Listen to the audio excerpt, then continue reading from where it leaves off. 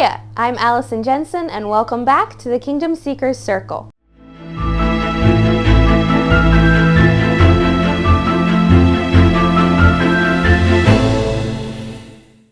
He was your average kid looking for ways to have fun rather than to improve his class grades.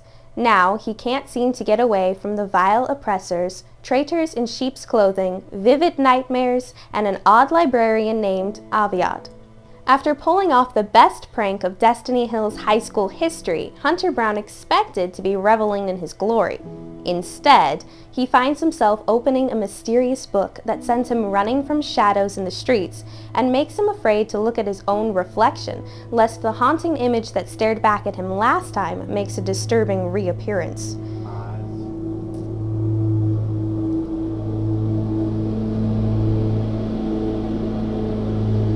Then, through the book, Hunter enters the supernatural realm of Salandria and quite literally plunges into the peril and intrigue that consumes the land.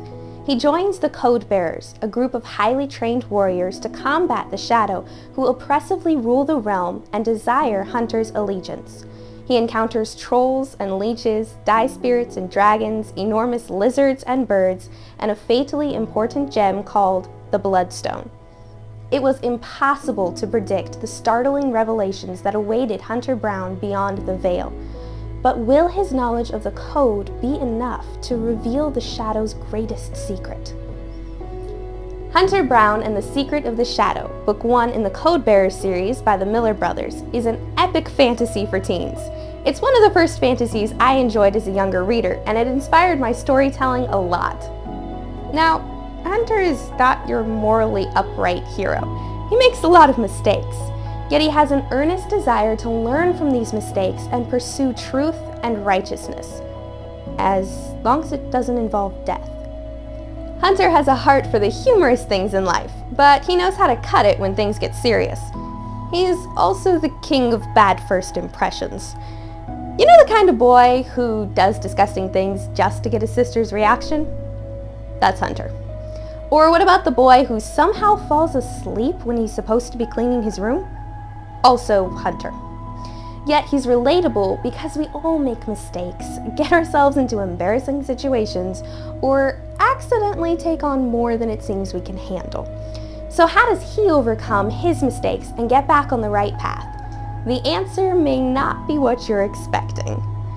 One element that makes this book so engaging is the tone of Hunter's narration. He's conversational. He's telling you the story, describing friends, objects, scenery, and villains in an ordinary way. And yes, sometimes humorous way. My favorite illustration of this is the beginning of chapter 6, but I'll let you read the book to find out why. This book engages readers in the awesome adventures as Hunter learns to wield an invisible sword and searches for a lost friend in the midst of a raging battle, while challenging readers to acknowledge the author's hand, commit his code to memory, and believe that they are never alone. The Miller brothers have given the world of fantasy a jewel to be treasured. As Hunter Brown himself said, if you have found this book, please read it with the utmost urgency. But I must warn you, there are forces at work that do not want you to read it. Beware.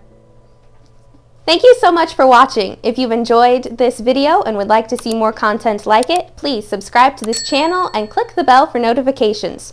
What is one of the first fantasies you enjoyed reading? Comment below and let us know. I'll see you in the next review.